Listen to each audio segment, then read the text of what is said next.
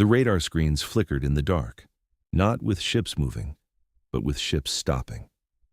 One by one, tankers slowed in the narrow waters of the Strait of Hormuz. Engines idled, crews waited. No one spoke more than they had to. Beyond the horizon, unseen but understood, something had changed. The world's most important oil route had just gone quiet. And in global markets thousands of miles away, the reaction was instant. Prices surged, traders scrambled, governments picked up secure lines, because everyone knew what this meant. If the Strait of Hormuz closes, even partially, the world doesn't just feel it, it tightens. Nearly a fifth of the planet's oil passes through this stretch of water, a narrow corridor bordered by tension, history, and weapons that don't need to be seen to be effective. Now, for weeks, ships had been turning back, delaying, waiting for signals that never came. Insurance rates spiked, shipping routes shifted, and the question, no one could answer, began to spread. Is this temporary, or is this the beginning of something much larger? Out at sea, the silence was deceptive, because this wasn't just a blockade, it was pressure, calculated, controlled, and deeply strategic. Iran, sitting on one side of the strait, wasn't firing missiles. It didn't have to. Presence alone was enough. Fast attack boats, coastal missile systems, mines that may or may not exist. In a place this narrow, uncertainty is a weapon. And it was working. Every hour the strait remained constrained. The global economy absorbed another shock. Fuel costs climbed, supply chains tightened, and far from the water, inside offices, war rooms, and presidential briefings, the conversation was already shifting. Not about reopening the strait, but about responding to it. Because this wasn't just about oil anymore, it was about control. Control of a choke point, control of supply, control of pressure. And as the days stretched on, one idea, once unthinkable, began to surface again. If a nation can threaten the world's oil supply, what happens when another decides to take it? That question would soon move from speculation to policy. And when it did, it wouldn't start at sea. It would start with a sentence, a single statement that would reshape everything that followed. The statement didn't come from a battlefield. It came from an interview, calm, direct, almost casual. The President of the United States said he would prefer to take the oil. Not negotiate it, not sanction it. Take it. At first, it sounded like rhetoric, the kind of line meant to signal strength, not policy. But this wasn't said in isolation. It came as tensions escalated, as the Strait of Hormuz tightened, as global markets reacted in real time. And suddenly, the words carried weight. Because behind them, there were already movements, military options being reviewed, targets being identified. And one name, quietly circulating in defense briefings, stood above the rest. Kharg Island, a small, heavily fortified outcrop in the Persian Gulf, barely visible on a world map, but responsible for something far larger. Nearly all of Iran's oil exports pass through it. Tankers dock there, pipelines converge there. Every day, millions of barrels move through a system concentrated in one place, which makes it not just valuable, but vulnerable. And that's what made it dangerous. Because taking Kharg Island, on paper, looked simple. A limited objective, a defined target, not a full invasion, not a prolonged war. Just a precise strike, followed by control. A way to respond to pressure without escalating into total conflict. At least, that's how it was being framed. But even within that logic, cracks began to show. Because oil doesn't exist at the export terminal. It begins far inland, deep beneath Iranian territory. Extracted, processed, transported through a network that stretches across the country. So the question shifted. Quietly, but decisively. If you take the island, do you actually take the oil? Or do you just take the point where it leaves? And if Iran still controls the wells, the pipelines, the infrastructure, then what exactly has been seized? The answer wasn't simple, and it wasn't reassuring, because what sounded like a targeted move started to resemble something much larger, something harder to control, and something far more difficult to walk away from. Still, the idea didn't fade. It spread, from interviews to headlines, from headlines to strategic planning. And as it did, the world began to confront a possibility that hadn't been seriously considered in decades, not just conflict over oil, but control of it, directly, physically, by force. And to understand what that would really mean, you have to understand just how much oil is actually at stake. From a distance, Kharg Island doesn't look like much. A narrow strip of land in the Persian Gulf, flat, exposed, surrounded by open water, no skyline, no cities, no signs of power.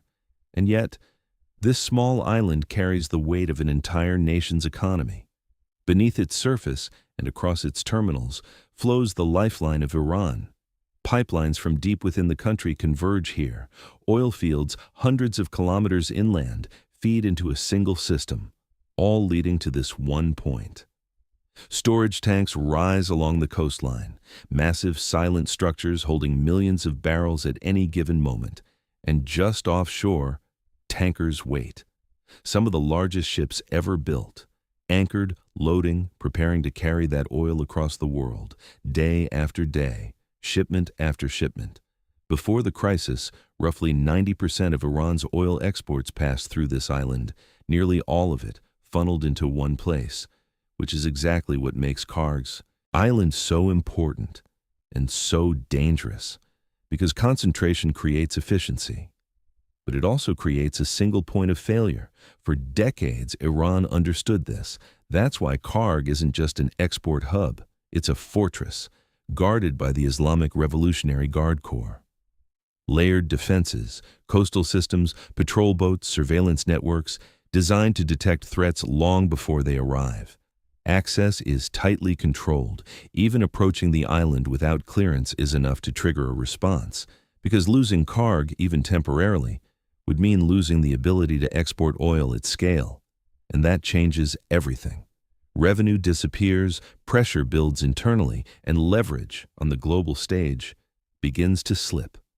Which is why when discussions began about taking the oil, Kharg Island became the obvious target. Not the oil fields, not the refineries, but the exit point, the artery where everything flows outward. Control that, and you interrupt the entire system. At least, in theory. But theory doesn't always survive contact with reality, because Kharg doesn't produce oil, it doesn't refine it, it doesn't create it, it only moves it. And that distinction matters more than it seems. Because even if the island is seized, even if the tankers stop, even if the export hub is under foreign control, the oil itself still belongs to the ground beneath Iran, untouched, unmoved, waiting, which means the question doesn't go away. It evolves. What happens next? Do the pipelines stop? Do the wells shut down? Or does the conflict simply shift inland? Because the moment you move beyond Kharg Island, you're no longer targeting infrastructure. You're entering a country. And that's where everything changes. To understand what's being risked, you have to step back, away from the island, away from the Strait, and look at the scale of what lies beneath Iran itself. Because this isn't just another oil-producing country.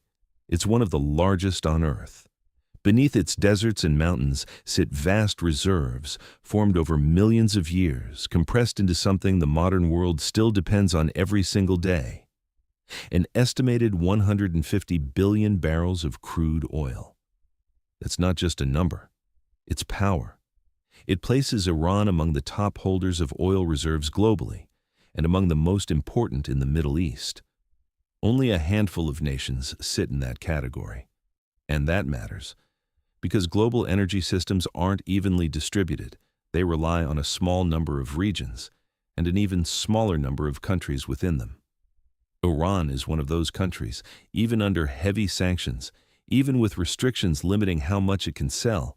It still produces millions of barrels of oil every day. And before the current crisis, it was exporting close to 2 million barrels daily. That oil doesn't just disappear, into storage. It moves to Asia, to global markets, into supply chains that stretch across continents, fuel for transport, energy for industry, a component in thousands of products people never think about. So when that flow is threatened, the effects don't stay local, they spread. Slow at first, then all at once. Prices rise, not just at the pump, but across entire economies. Shipping costs increase, manufacturing tightens, inflation follows, and governments begin to feel pressure from something they can't easily control.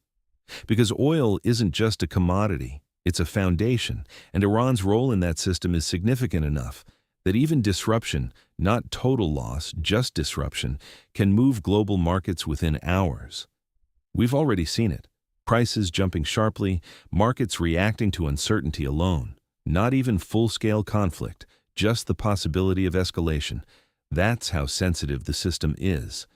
Which is why the idea of taking the oil isn't just about one country. It's about what happens to everyone else if that oil changes hands, or stops moving entirely. Because if Iranian oil suddenly floods the market under new control, prices could drop, stability could return, at least temporarily. But if conflict spreads, if infrastructure is damaged, if production slows or stops, then the opposite happens. Supply shrinks, prices surge, and the shock ripples outward, a single decision, triggering global consequences. That's the scale. That's what's at stake. And it raises a deeper question, not whether Iran has oil, but whether anyone can actually control it without setting something much larger in motion. On paper, it looks simple. You identify the target, you deploy forces, you take control. And just like that, you take the oil.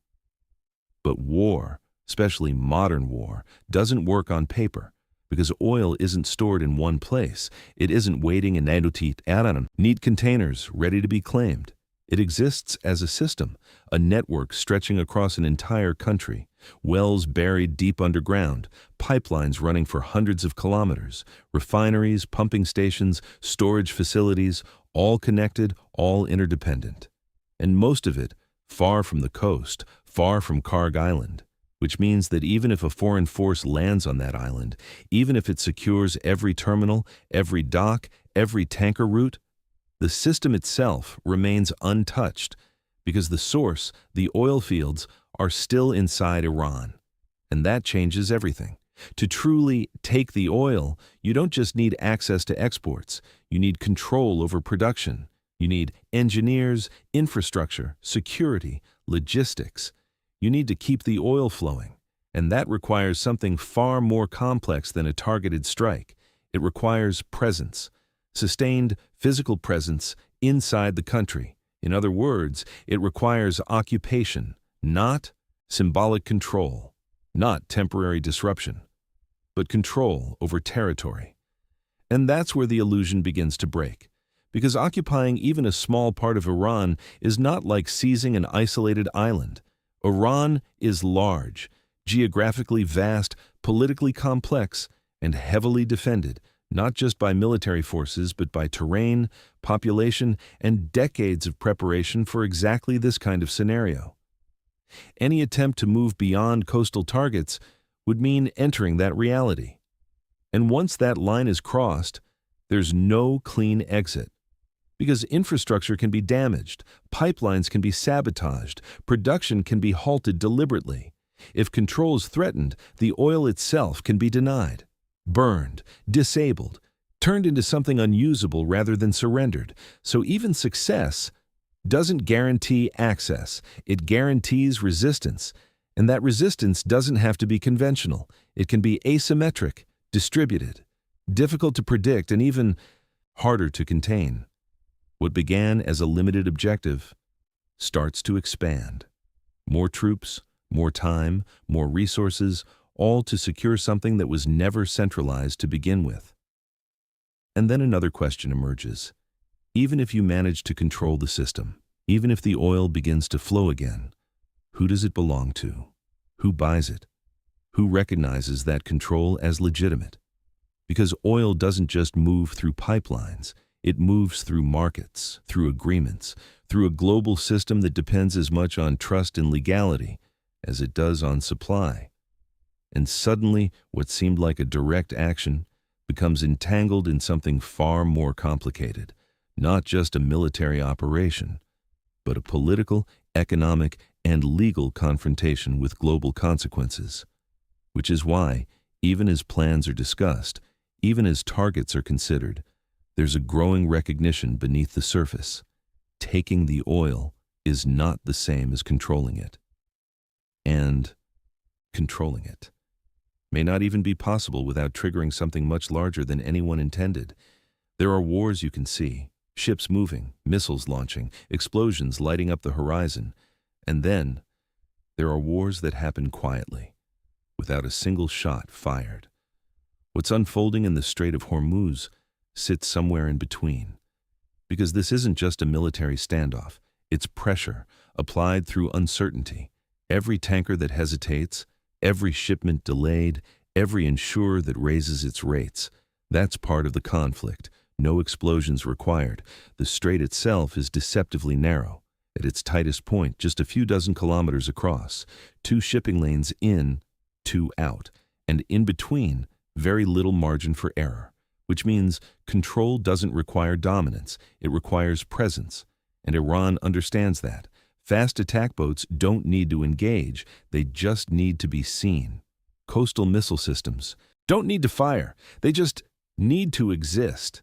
Even the possibility of naval mines, confirmed or not, is enough to change behavior, because in a space this constrained, risk multiplies instantly.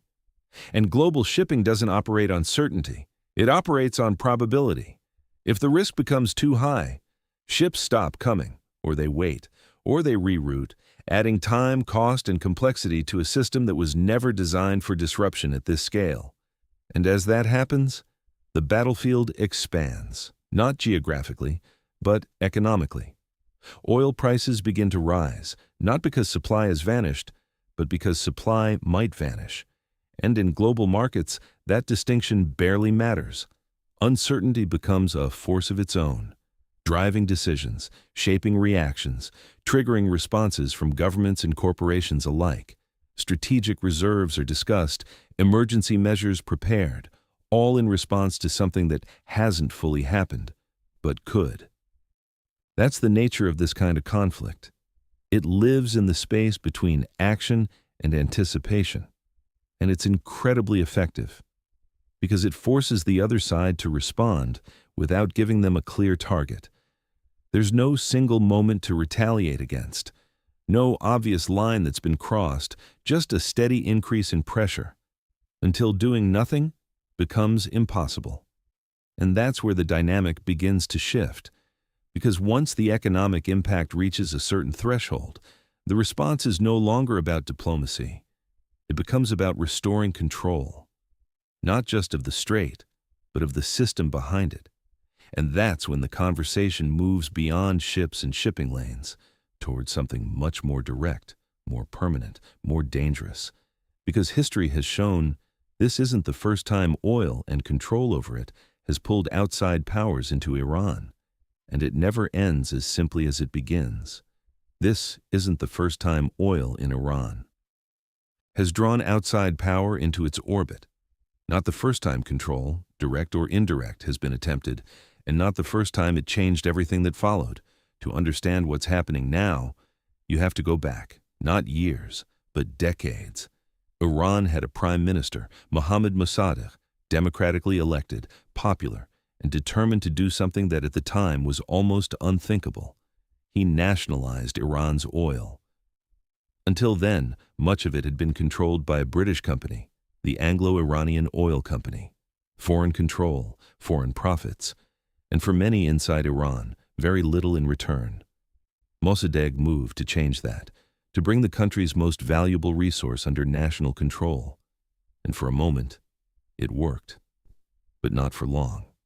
Because what followed wasn't a negotiation, it was an operation, covert, coordinated, decisive, backed by intelligence agencies, the CIA, working alongside British interests. The objective wasn't just influence. It was removal. Mossadegh was overthrown, power shifted, and the Shah, aligned with Western interests, was restored. The operation had a name, Operation Ajax. At the time, it was framed as necessity, part of a larger Cold War struggle, preventing influence from spreading, protecting strategic resources. But inside Iran, it was remembered differently, not as strategy, but as interference, as control imposed from the outside, and that memory didn't fade. It stayed. Through decades, through political shifts, through the eventual revolution in 1979 that would completely redefine Iran's relationship with the United States.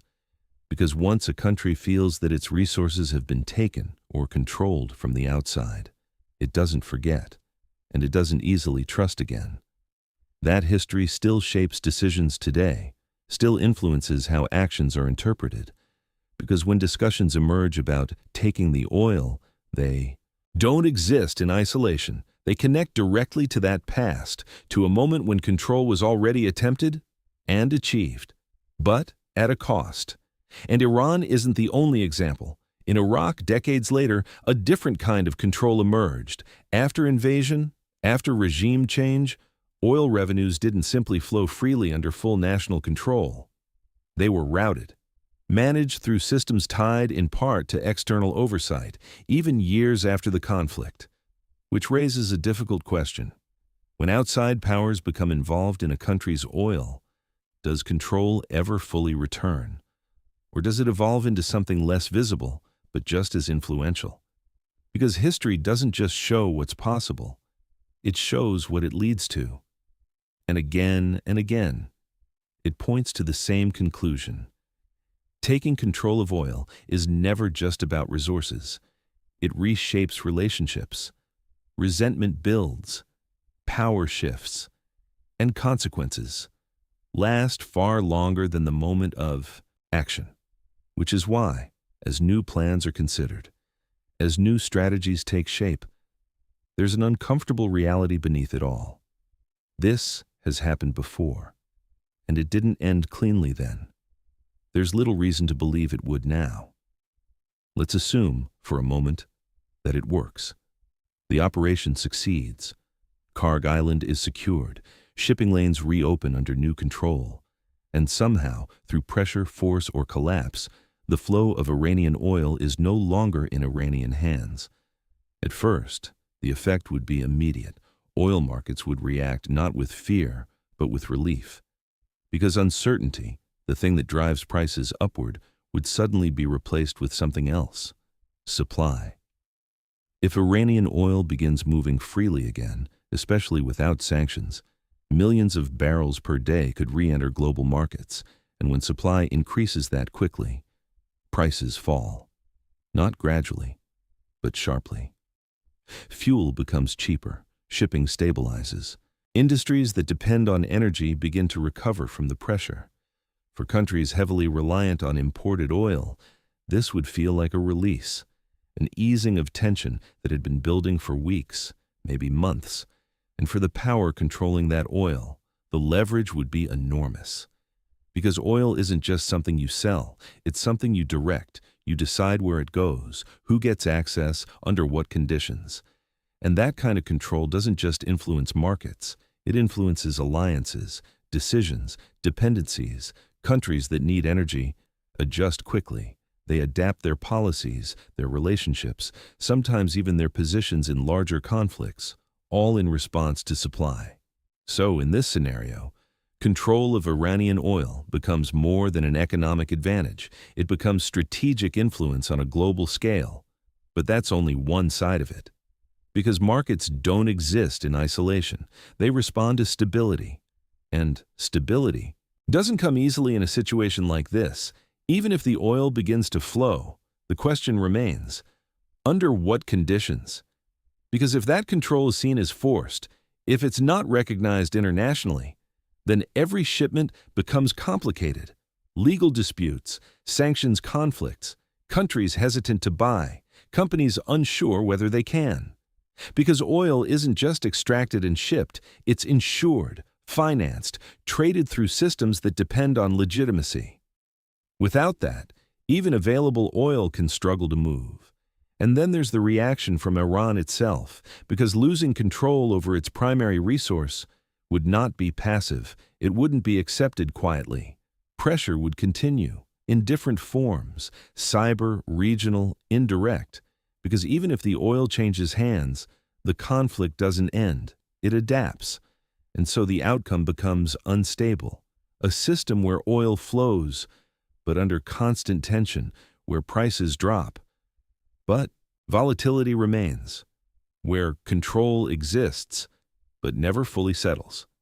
Which leads to a final realization: even if it works, even if everything goes according to plan, it doesn't resolve the problem. It just transforms it into something more complex, more fragile, and far more difficult to contain, even in the most optimistic scenario, where the operation succeeds, where the oil begins to flow. There's a question that doesn't go away. What did it cost to get there? Because control, real control, doesn't come from a single strike. It has to be maintained every day, every hour, across infrastructure that was never designed to be held by an outside force. That means troops, not just at one location, but across multiple points. Pipelines stretching across terrain that can't be fully secured, facilities that require constant protection, routes that must remain open, and each of those points becomes a target, not necessarily for large-scale attacks, but for disruption. Small, precise, continuous, the kind that wears down systems over time, because you don't need to destroy an oil network to stop it. You just need to interrupt it often enough, and that creates a different kind of war, one without clear front lines, where the objective isn't victory in a single moment, but pressure over time. And maintaining control in that environment is expensive, financially, logistically, politically, because the longer a presence remains, the more visible it becomes, the more resistance builds, not just internally within Iran, but externally. Allies begin to question, opponents begin to react. Neutral countries are forced to choose positions they may have tried to avoid, and over time, the cost expands beyond the battlefield. Energy markets may stabilize, but political stability does not. Because occupying or even partially controlling another country's primary resource doesn't exist in a vacuum. It reshapes global perception. Legitimacy becomes contested. Every decision is scrutinized, every action interpreted through the lens of power. And then there's the human cost, often harder to measure, but impossible to ignore. Because behind infrastructure, behind strategy, behind resources, are people, workers, civilians, communities that exist around these systems, and in prolonged conflict, they are the ones who live with the consequences. Disruption, instability, uncertainty that doesn't fade when headlines move on. So the calculation becomes more complex, not just whether it can be done, but whether it can be sustained. Because taking control is one phase, holding it is another entirely. And the history has shown repeatedly that holding it is where the real cost begins, which leaves one final question. Not about strategy, not about feasibility, but about purpose. What is all of this ultimately for? The end. This isn't just a question of strategy, or capability, or even outcome. It's a question of principle, because beneath all the planning, all the scenarios, all the calculations, there's something much simpler. Who controls resources, and what that control allows them to do. Oil has always been more than energy. It's leverage. It shapes economies, influences decisions, defines relationships between nations, sometimes quietly, sometimes by force. And every time, control over it shifts. The balance shifts with it. That's what makes this moment different, not just the possibility of conflict, but the idea behind it, that in response to pressure, a country might not just defend its position, but take control of another nation's most valuable asset, directly, physically, and justify it as necessary. Because once that line is crossed, it doesn't stay isolated. It becomes precedent, something others can point to. Repeat, escalate, and over time, the rules that once governed these systems begin to change, gradually, then all at once, which is why the real question isn't whether it can be done, or even whether it would work. It's what happens after, when control becomes the objective instead of stability, when access becomes something that can be taken instead of negotiated, because history suggests something consistent. These moments don't end where they begin.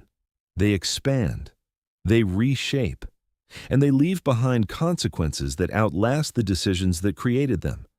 So as ships wait in narrow waters, as markets react, as plans move quietly from discussion to possibility, the situation isn't just building toward action, it's building toward definition of what power looks like, of what control means, and of how far nations are willing to go to secure what they believe they cannot live without. And maybe that's the real story here. Not whether oil can be taken, but what it reveals about the world that's willing to try.